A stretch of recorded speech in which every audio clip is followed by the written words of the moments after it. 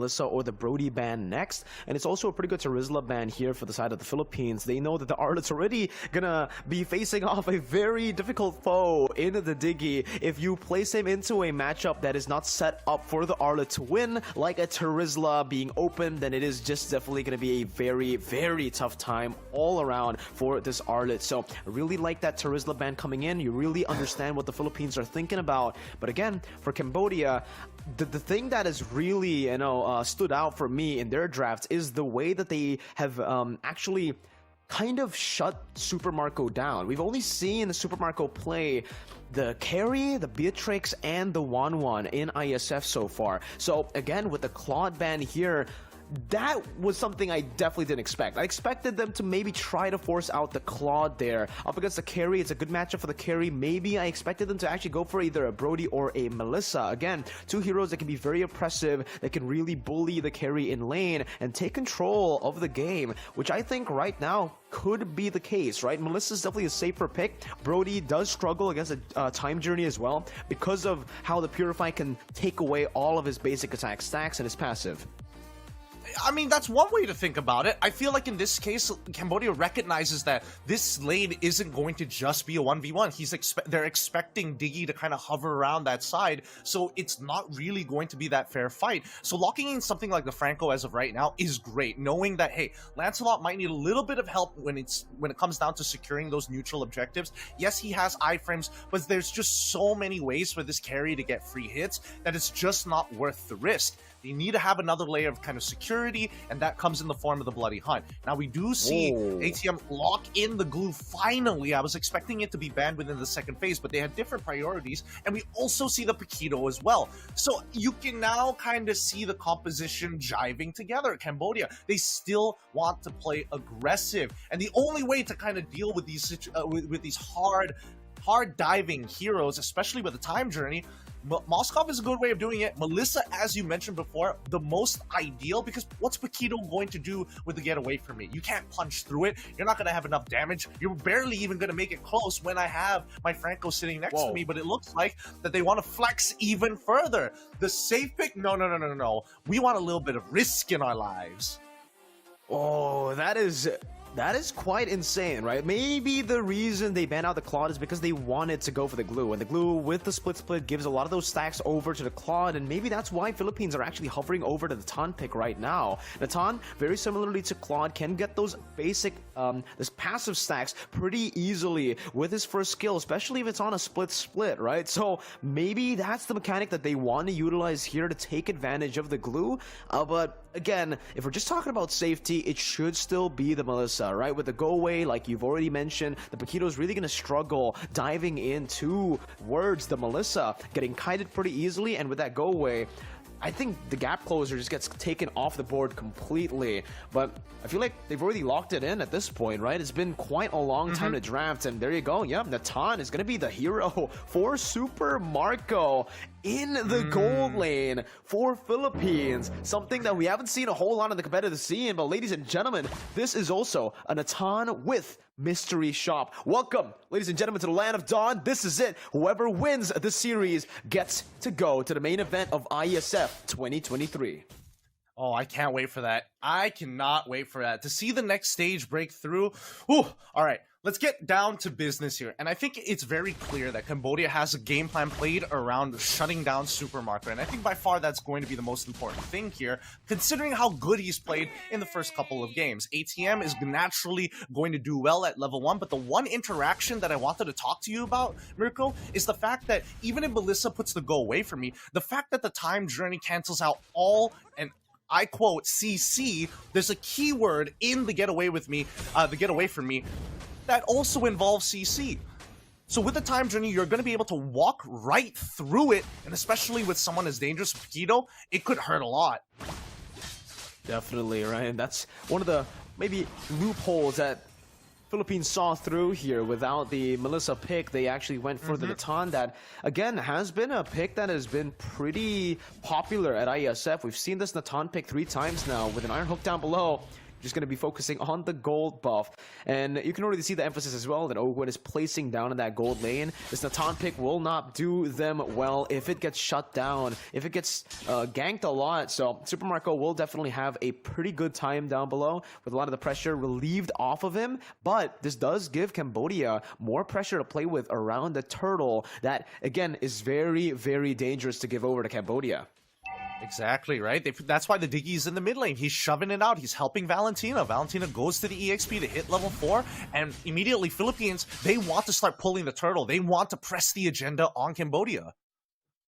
Okay, let's take a look right now. Seems like when it comes down to control, both teams have a pretty equal stance on the riverside and top lane. Ogwen looking for an iron hook already with a feather airstrike popped in. ATM's gonna get chunked low, but a split comes down. That's the time journey to the gate to CC, but it's still gonna be Kaltizi who secures the retribution. Now looking for some more, but ATM wants to force the issue with the split now on mounting Flap TZ. That's gonna be the stun and the vengeance proc right now with the reset. 1 kill over, traded in, kill for turtle. Kaltizi doesn't want to go for more, decides to just back away. Super Marco takes a good chunk on that turret shield down below.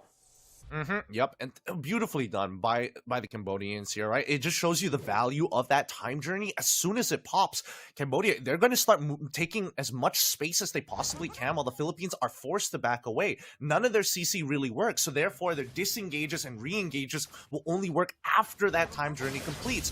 In the meantime, at least you are seeing the efficiency of Super Marco, the gold laner from Brand Esports. He is not wasting any moment. Oh, carries the on lane? Perfect. I'm just going to take as much of the shield as possible to get ahead. As long as Super Marco is consistently farming, Cambodia have to be extremely careful when they use their ultimates here as the fight breaks out. If you already with a feathered airstrike, they should be able to get out of this no problem, right? Yeah, they should be going out of this no problem.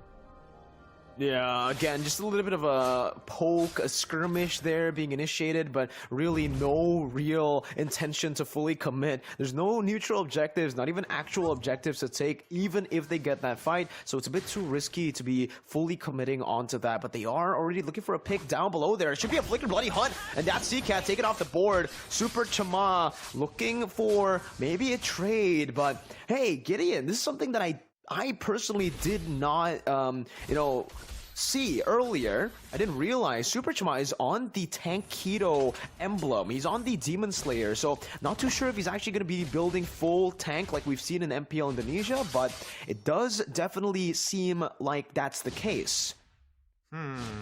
That's a good point here, and I think it's important to know that at least with Super Chama, what he's going to need to do is peel for his team. If he has an opportunity to assassinate someone, they need to be below a certain threshold. So it's very clear that Cambodia and Philippines both kind of want to play a style where they just trade front to front as much as they can.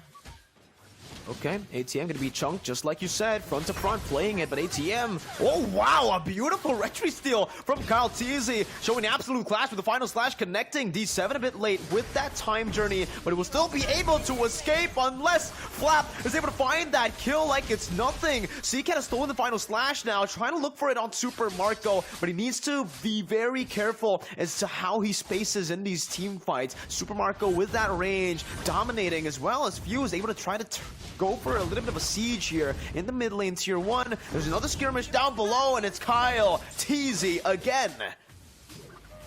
Oh, Kyle is so consistent on his retributions. It's so disgusting. After getting the turtle, they press their advantage, they steal the entire bottom camps, and now, for certain, Chima, he's going to be behind Kyle TZ. Right now, 2 levels. It'll eventually even out to just 1 level, but that's the worst possible situation, as Kyle TZ might even get another kill in the mid lane.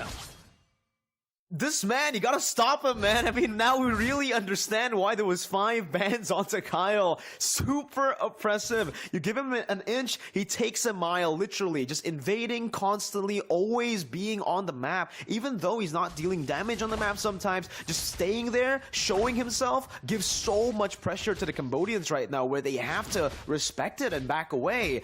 Chama trying to do the same thing now onto the XP lane, but remember, Kyle now with the Phantom Execution, good steal from Super Chama with the retribution of his own, but Kyle will be able to dish out some damage. The Bloody Hunt comes down with a Feather Airstrike. Fury, you can't escape with a time journey from a suppression, and that's what Philippines has to play with. They have to keep in mind all these small nuances when they're playing against the Philippines. It's not going to be easy, but I feel like Cambodia, as much as they want to play this front to front, they're not the ones who want to engage first. They want to get as many spells out of the Filipino squad as possible before trying to attempt this full all-in. ATM. That damage is absolutely absurd, Gideon. We haven't seen Natan in such a long time. So when you see Natan with full stacks on that split, like we said, oh man, Super Chama. Oh man, a brutal try from Super Chama. He will fall for the first time in this game with an attempt on the steal, but that will ultimately just give so much more pressure for the steal and even a flicker aggressively. Super Marco showing absolute class in a solo 1v1 kill down to the gold lane. Beautifully done, and we're not done yet because Kyle Teasy, he's acting like he just parked in the handicap spot, just completely disrespectful, uncalled for, but he takes the space anyways. Oh man, they're able again to bait out the time journey without anything. Flak just used his first kill, not even the final slash, and he still has that final slash. Oh. Flickers out, ATM isolated now with the final slash and the bloody hunt. Oh my god, it's another fire hook as well from Ogwen. Absolutely styling on the Cambodians. Few with the read on the slam, pass. Philippines, it seems like early on they were struggling just a bit, but they can flip that switch whenever they want. I mean, they got their item power spike. Super Marco is scaling up super fast, man. He's got the mystery shop, and I'm pretty sure he's got 3 items already built in this game. Well, to be fair, it should be 2.5 if you're really taking into consideration the timings, but here comes Ogwen. Does he want to flicker forward? Does he want to try and make something happen? No, doesn't have it just yet. They're going to back off as there is 33 more seconds until the very first Lord is going to appear in this game, and I think Cambodia, they might just have to give it away. It's too difficult to get in on them, especially when the Philippines have kind of like laid down the trenches. Oh my god, it's just another kill on the board right now. It's gonna be Flap Teasy who secures it, but Ogwen, his rotations, the path he takes every single time just seems to be perfect. He has the perfect read on all of his opponents. If it happens just once to a certain team, sure, right? But he's been honestly doing this against all the teams. Myanmar, Cambodia, and now with the Iron Hook again. D7 will be bursted down, and that's why you call him Super Marco. An absolutely superb game from this Natan. The final slash to bring ATM back. Mechanical displays from the Philippines. Yep, right now, Philippines, they are just freestyling it. They know that they have such a fat lead against the Cambodians. 8,000 in a matter of fact, so early on, 9 minutes into the game. And for most professional teams, this is a death sentence because it's so difficult to come back from this sort of deficit, especially if your opponents aren't making too many mistakes. If you look at the items, and as I was saying, corrected actually. He didn't have 3 items, he had 4. That's why Super Marco is dishing out so much damage. Oh my god, dude. Look at these items again. It's just Super Marco doing Super Marco things. Whenever he is this ahead, he really doesn't care. He doesn't want to respect his opponents, and why should he, right? He just goes for full damage, and even with the Holy Crystal here, you can expect Super Marco to be dealing even more now. That's the feathered airstrike, just the range itself, zoning the members away. Cambodia, whoa, Kaltizi with a puncture, just using the puncture super well, getting some movement and zoning them away from the tier 2, as this just might be the first base turret taken down with just the first Lord. Also, the damage coming from Super Marco, going for D7, forcing the time journey, and that's what they wanted. CCAT looking for an opening to find that final slash, but again, that is massive for Philippines. Maybe they would have stopped after the Lord was taken out by the turret, but now with no time journey, they can do whatever they want with the final slash, with an Iron Hook as well there. Not connecting, unfortunately, for Philippines. Fortunately for Cambodia, they will be able to defend their bottom lane base turret. Man, the one thing, Cambodia's draft right now is terrible at high ground defense. It's really difficult for them to walk up safely, especially when Few is just popping his feathered airstrike as if he's doing bombing runs, right? He is on a mission to make sure that these structures go down, and as a mage user, you don't have enough AD to take down these structures by yourself. But what you can do is zone away the reinforcements from your opposing team to try and take the space. And right now, the Philippines, they are always playing on the very edge. They're slowly cutting into the borders and angling out the Cambodians from these major objectives. And that's why when we look at the draft, every single time when an artillery mage is put in the mid lane, you just know that this game could snowball out of control, especially when you have a gold laner this far ahead.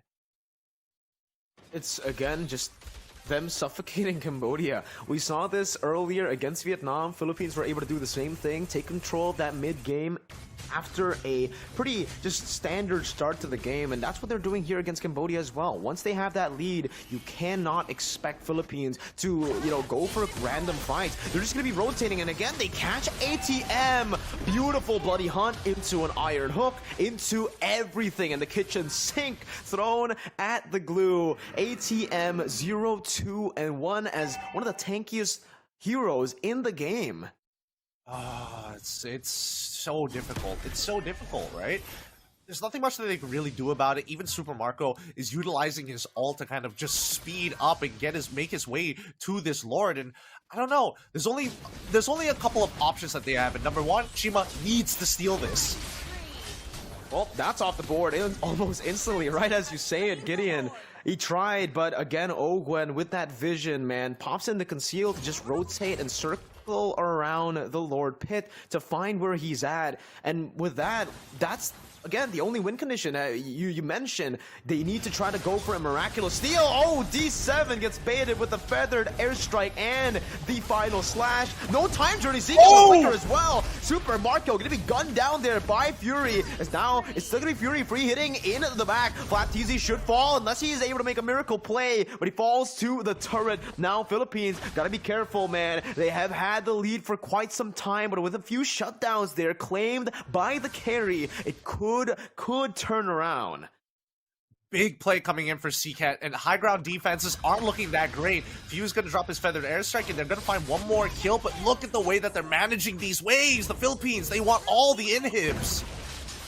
5 seconds, man, right now for D7. He doesn't have the time journey yet, though. Still has to wait on that cooldown right now as Ogun jumps and tries to go for an iron hook. Another cheeky pick attempt from the Philippines, but they will be happy with just one base turret take. They understand that they made a mistake, they overstepped, so they'll go back to the discipline, the classic Filipino discipline, to just play around and suffocate their opponents to wait for the next neutral objective.